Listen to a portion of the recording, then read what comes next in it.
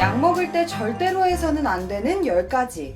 아무리 건강하더라도 이 세상에 평생 약을 안 먹는 사람은 없을 겁니다.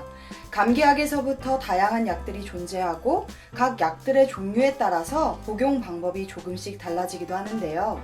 당연히 약 복용에 따른 주의사항과 해서는 안 되는 행위들이 존재합니다. 오늘은 약을 먹을 때 절대로 해서는 안 되는 것들에 대해서 알아보도록 하겠습니다. 그럼 지금 당장 확인하러 가시죠. 네, 첫 번째는 물이 아닌 다른 음료로 약을 먹는 것입니다. 가장 흔하게 접하는 종합감기약이나 진통제를 커피나 녹차와 함께 먹으면 카페인 성분이 신경을 흥분시켜 신경과민을 일으키는 부작용이 나타날 수 있습니다. 그리고 우유와 요구르트 같은 유제품은 해열제 혹은 변비약과 함께 먹으면 약물 흡수율이 현저하게 떨어지고 체외로 배출될 수 있기 때문에 주의해야 합니다. 가장 위험한 것은 술입니다. 함께 먹는 것은 물론이거니와 약을 먹기 전과 후도 마찬가지입니다. 알코올 성분이 약 성분과 충돌하면서 이상 반응이 생길 수 있으며 심각한 경우에는 간세포 파괴도 유발할 수 있으니 약을 먹으면서 술은 절대로 마셔서는 안 되겠죠? 기본적으로 약은 물과 함께 먹어야만 식도에 달라붙지 않고 빠른 속도로 위장으로 내려가 녹으며 몸에 흡수됩니다. 그렇기 때문에 물과 함께 먹는 것이 자극을 줄이면서도 가장 효과를 좋게 하는데요. 또한 차가운 물보다는 약 200ml 정도의 미지근한 물을 충분하게 마셔주면 더욱 효과가 좋다고 하네요. 두 번째는 부작용을 일으킬 수 있는 음식을 먹는 것입니다. 약 복용 시 같이 먹거나 약 성분이 흡수되기도 전에 먹어버리면 약 효과를 느리게 하고 부작용을 일으킬 수 있는 음식들은 우리의 생각보다 많습니다. 기본적인 카페인이 들어간 음식이나 유제품과 술 외에도 자몽이나 자몽으로 만든 주스는 약물의 체내 농도를 상승시키거나 흡수를 방해해 위험할 수 있습니다. 특히 감기약이나 해열제 혹은 고혈압 약을 먹을 때는 반드시 피하는 것이 좋습니다. 만약 평소에 신부전이나 고혈압 관련 약을 먹고 있다면 바나나도 조심해야 하는데요. 칼륨이 많이 함유된 과일로 고칼륨 혈증을 유발할 수 있기 때문입니다. 그리고 와파린 계통의 혈액 응고 방지제를 먹을 땐 비타민 K가 많이 함유된 양배추나 녹즙, 시금치 등 녹색 채소를 섭취하지 않아야 약 효과가 제대로 발휘합니다. 그리고 장 건강을 위해 먹는 유산균과 항생제를 함께 먹으면 오히려 항생제가 유산균을 죽게 만드니 복용 후 최소 4시간에서 5시간 이후에 먹는 것이 좋다고 합니다. 몸에 좋은 음식들이 오히려 몸을 나쁘게 할 수도 있다는 것이 조금은 충격적이네요. 앞으로는 몸에 좋다고 막 먹는 게 아니라 복용 중인 약이 있다면 이런 부작용에 주의를 기울여야 될 것 같습니다. 세 번째는 임신 중에 약을 복용하는 것입니다.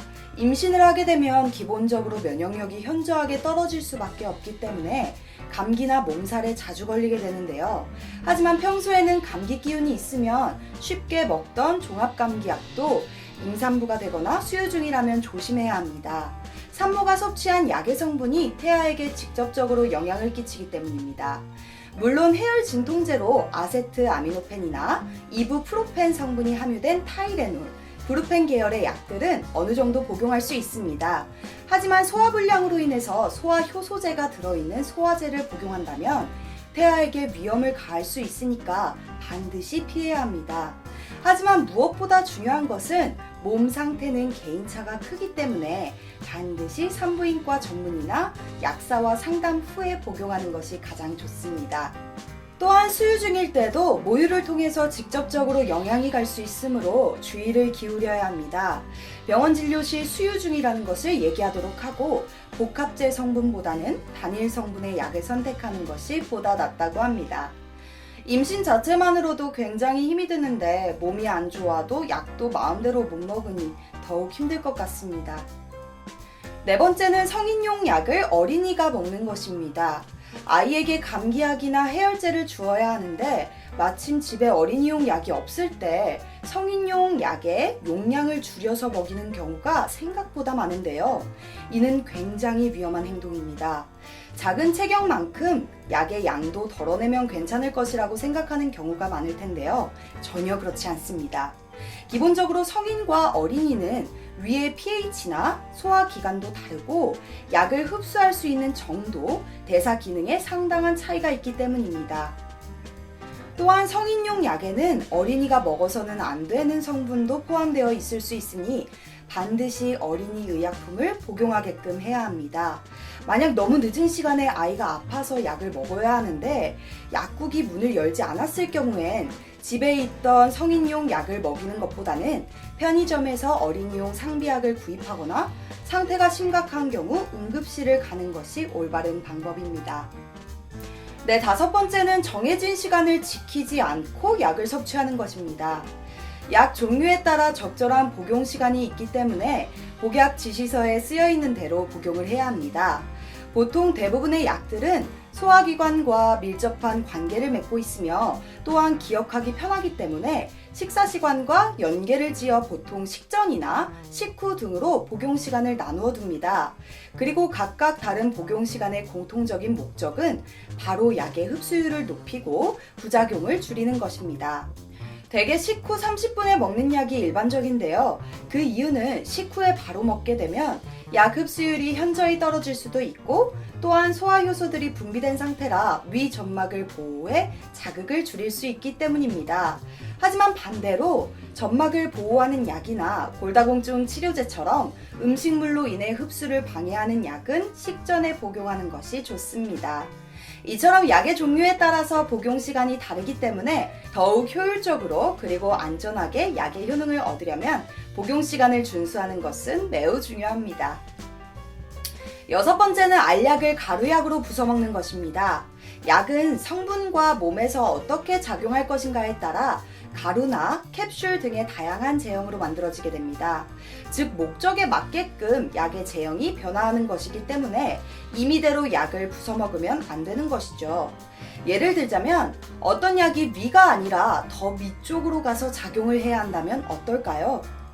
기본적으로 위에서 소화작용이 일어나기 때문에 가루약의 형태로는 위에서 그대로 용해되어 버려서 약 효능이 떨어질 것입니다. 그래서 캡슐을 씌워 위산으로부터 약을 보호해서 효능을 높이는 것이죠.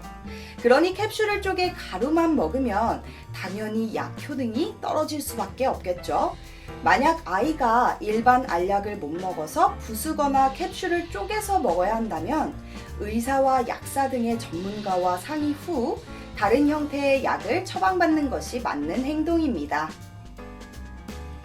네, 7번째는 임의로 중간에 복용을 중지하는 것입니다.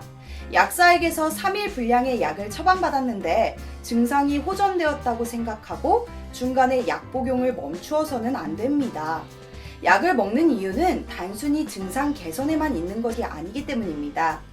특히나 세균성 감염이 있는 경우에는 의사의 처방에 따라서 항생제가 사용되는 경우가 있는데요. 이런 상황에서 중간에 복용을 중지하게 되면 오히려 균의 숫자를 더 증가시켜서 증상이 사라졌다가 다시 나타날 수도 있습니다. 심지어 균이 해당 약성분의 내성을 가지게 되어버리는 경우도 있는데요. 이렇게 되면 오히려 처음 처방받았던 기간보다 더 오래 복용할 수도 있겠습니다. 그러니 절대로 전문가와의 상의 없이 약 복용 도중에 임의로 중단하거나 정해진 복용 방법을 어기는 것은 절대로 엄금해야 합니다. 8번째는 유통기한이 지난 약을 복용하는 것입니다. 처방받아 놓은 약을 보관하면서 상비약처럼 사용하는 경우가 있는데요. 약들도 유통기한이 존재하기 때문에 남은 약들을 보관해 두었다가 복용하는 것은 해서는 안 되는 행동입니다. 물론 최근 한 연구에서 일부 의약품은 기간이 지났어도 약의 효능을 그대로 갖고 있다는 결과가 나오기는 했습니다. 허나 약사의 지시 없이는 절대로 복용하지 말 것을 당부했습니다. 그러니 남은 약들을 아까워하지 말고 기간이 지난 약은 과감하게 버려야 하며 유통기한 확인이 어려운 약 또한 버려야 합니다.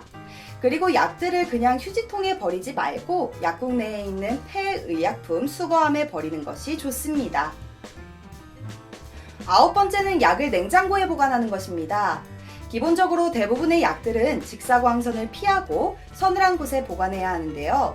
간혹 서늘하고 직사광선이 없는 곳이라면 냉장고에서 보관하면 되겠지라고 생각하는 경우가 있습니다. 하지만 이는 오히려 약을 변질시킬 수도 있습니다. 어린이용 해열제처럼 시럽 제형으로 된 약을 한 번이라도 사용한 상태로 냉장 보관하게 된다면 병 안쪽에 습기가 차면서 곰팡이 등이 생길 수도 있습니다. 물론 냉장 보관을 해야 하는 약도 있습니다. 하지만 보통은 보관할 수 있는 기간이 짧습니다.